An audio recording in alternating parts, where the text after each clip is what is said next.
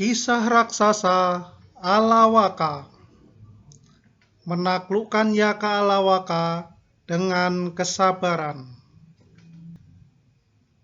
Sudah menjadi kebiasaan Raja Alawa menghibur diri dengan berburu ke hutan selama 7 hari.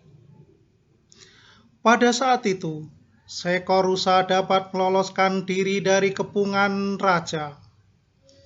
Raja Alawa mengejar rusa itu seorang diri jauh ke tengah hutan. Pada akhirnya, rusa itu pun dapat ditangkap. Setelah selesai menangkap rusa, raja kemudian beristirahat di bawah pohon banyan.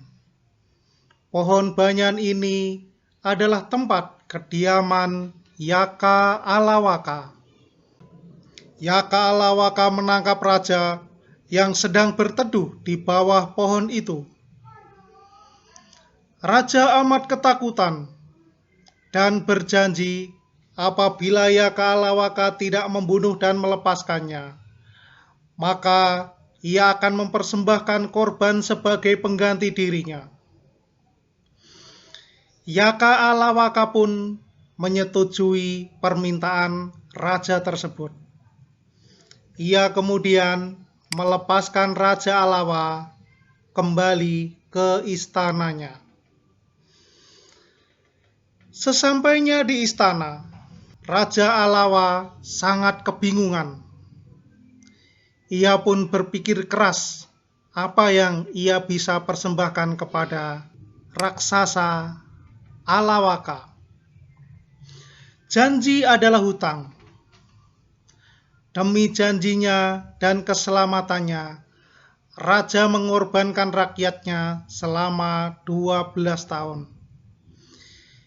Ia pun akhirnya mempunyai ide untuk memberikan persembahan atau pengorbanan kepada raksasa Alawaka.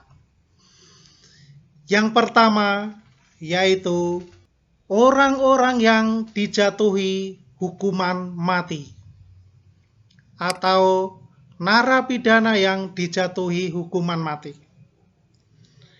Narapidana ini tidak dihukum oleh raja, tidak dibunuh oleh raja, tetapi narapidana yang dijatuhi hukuman mati dipersembahkan kepada raksasa Alawaka untuk dijadikan sebagai santapannya.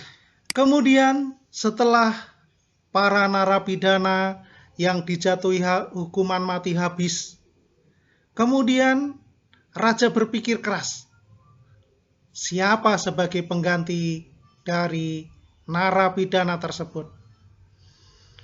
Maka kemudian raja memutuskan para pencuri sebagai penggantinya untuk dipersembahkan kepada Alawaka. Karena para pencuri ditangkap dan dipersembahkan kepada raksasa Alawaka, maka akhirnya tidak ada seorang pun yang berani mencuri. Karena siapapun yang berani mencuri, maka ia akan ditangkap dan dipersembahkan kepada raksasa Alawaka untuk dijadikan sebagai santapannya. Maka kemudian raja pun berpikir keras lagi apa yang ia bisa persembahkan untuk raksasa itu. Ia akhirnya menemukan yaitu orang yang dituduh melakukan kesalahan. Orang yang dituduh melakukan kesalahan langsung ditangkap dan dipersembahkan kepada raksasa Alawaka sebagai santapannya. Kemudian setelah orang-orang tidak berani lagi melakukan kesalahan, yang keempat yaitu orang yang berusia lanjut atau orang yang sudah tua, ia persembahkan kepada raksasa Alawaka. Maka habislah orang tua yang ada di istana. Maka raja pun kemudian mempersembahkan anak-anak yang baru lahir sebagai ganti orang tua. Bayi yang baru lahir kemudian diambil dan dipersembahkan kepada raksasa Alawaka sebagai santapannya. Raksasa Alawaka pun merasa gembira karena setiap saat ia dapat menikmati hidangan tanpa harus susah payah mencarinya. Kemudian di istana tidak ada seorang pun yang berani melahirkan seorang anak putra karena takut putranya diambil oleh raja dan dipersembahkan kepada raksasa Alawaka. Karena tidak ada bayi lagi, maka raja pun mempersembahkan anak-anak kepada raksasa Alawaka. Dan pada akhirnya semua anak yang ada di istana habis karena dipersembahkan kepada raksasa Alawaka. Tidak ada yang berani menentang keputusan raja. Hal ini terjadi selama 12 tahun. Penjara kosong. Orang yang melakukan pencurian tidak ada lagi. Orang yang melakukan kesalahan tidak ada lagi. Orang tua tidak ada lagi. Bayi tidak ada lagi.